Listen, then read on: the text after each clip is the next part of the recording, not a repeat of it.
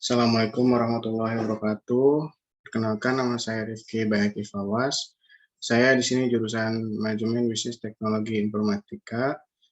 Di sini saya akan memaparkan hasil tugas metode penelitian saya, yaitu yang berjudul Pengaruh Sosial Media Marketing, Konten Marketing, dan Brand Image terhadap minat beli sepatu Kompas, konsumen sepatu Kompas di Kota Depok.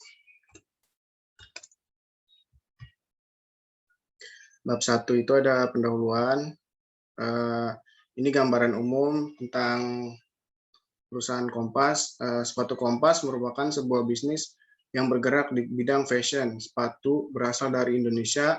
Jenis sepatu yang diproduksi yaitu sneakers. Kompas memulai awal yang sederhana pada tahun 1998 sebagai bisnis kecil milik keluarga di Bandung. Lalu sepatu ini diproduksi oleh salah pembuat sepatu yaitu CV Harapan Jaya Utama. CV Harapan Jaya Utama ini merupakan salah satu perusahaan yang memproduksi sepatu sesuai dengan pemesanan dari perusahaan lain sehingga tidak melakukan penjualan secara satuan, tetapi secara grosir dalam jumlah besar. Salah satunya sepatu yang diproduksi yaitu sepatu Kompas. Berikut itu ada latar belakang. Fenomena produk sepatu sudah melekat pada gaya hidup masyarakat di berbagai negara, termasuk di Indonesia. Roda industri fashion Indonesia terus berputar dengan memunculkan tren terbaru, membuat orang berlomba-lomba untuk tampil semakin up to date. Salah satunya tren sepatu sneaker. Menurut Trigan 2018 menjelaskan bahwa saat ini sedang terjadi meningkatnya peminat sneakers. Peningkatan tersebut ada di angka 50% sampai 70% pada tahun 2016 sampai 2017. Hal ini dibuktikan saat penyelenggaraan Jakarta Sneakers Day tahun 2017 yang semula hanya ditargetkan 7.000 pengunjung tetapi melonjak hingga 15.000 pengunjung. Perkembangan gaya hidup modern membuat kebutuhan akan sepatu tidak hanya sekedar untuk alas kaki.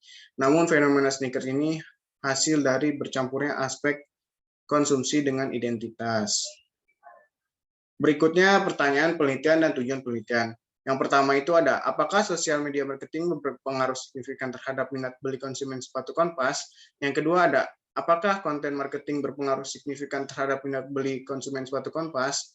Yang ketiga, apakah brand image berpengaruh signifikan terhadap minat beli konsumen sepatu Kompas? Berikutnya ini ada tujuan penelitian.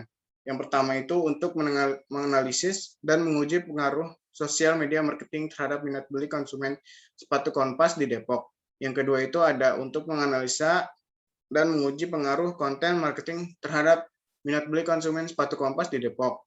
Yang ketiga itu ada untuk menganalisis dan menguji pengaruh brand image terhadap minat beli konsumen pada sepatu Kompas di Depok. Berikutnya itu ada manfaat penelitian. Yang pertama itu ada manfaat teoritis.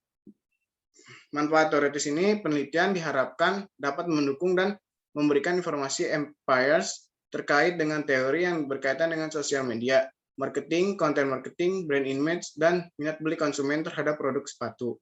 Yang kedua itu ada manfaat praktis.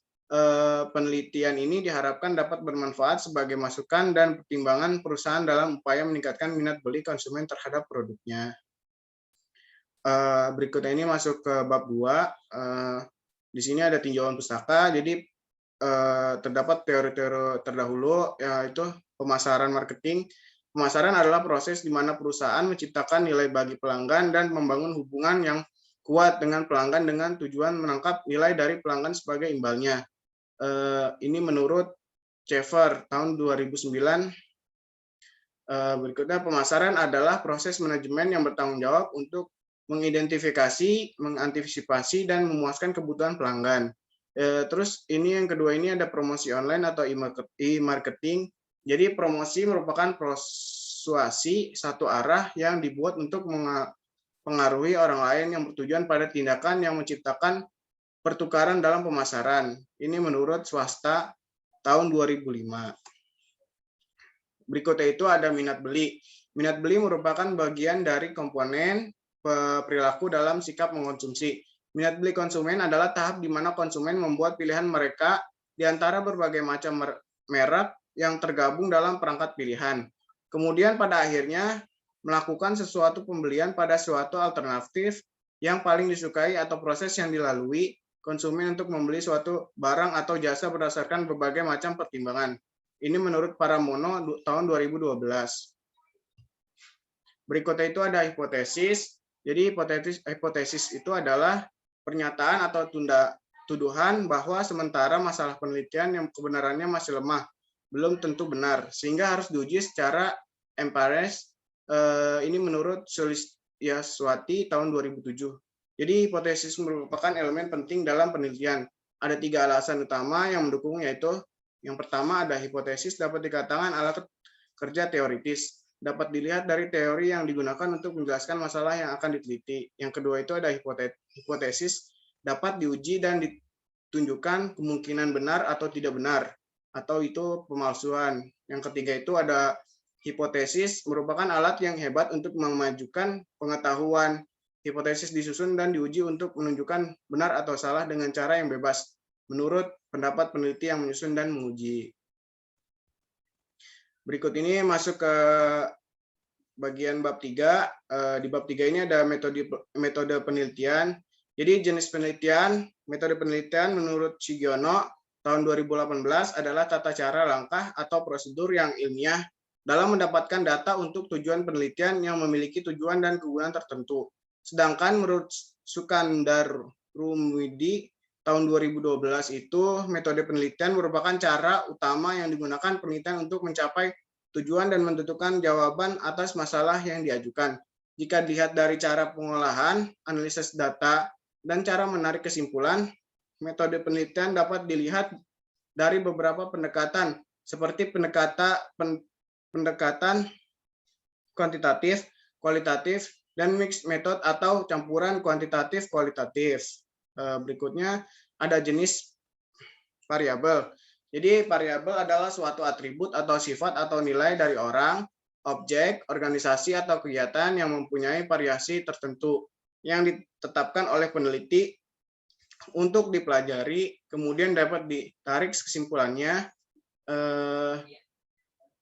Terdapat 2 variabel dalam penelitian ini, yaitu pertama ada variabel independen. Variabel ini sering disebut sebagai variabel stimulus, prediktor, eksiden, dalam bahasa Indonesia disebut sebagai variabel bebas. Variabel bebas ini adalah variabel yang mempengaruhi timbulnya variabel dependen atau terikat. Ini menurut Darmawan tahun 2013. Pada penelitian ini yang menjadi variabel independen yaitu promosi online marketing.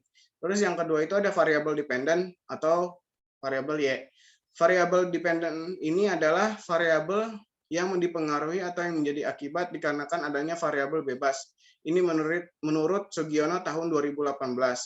Variabel dependen pada penelitian ini adalah minat beli. Jadi sekian presentasi dari saya. Jika ada kurangnya, saya minta maaf atas besar-besarnya. Kurang lebihnya, wassalamualaikum warahmatullahi wabarakatuh.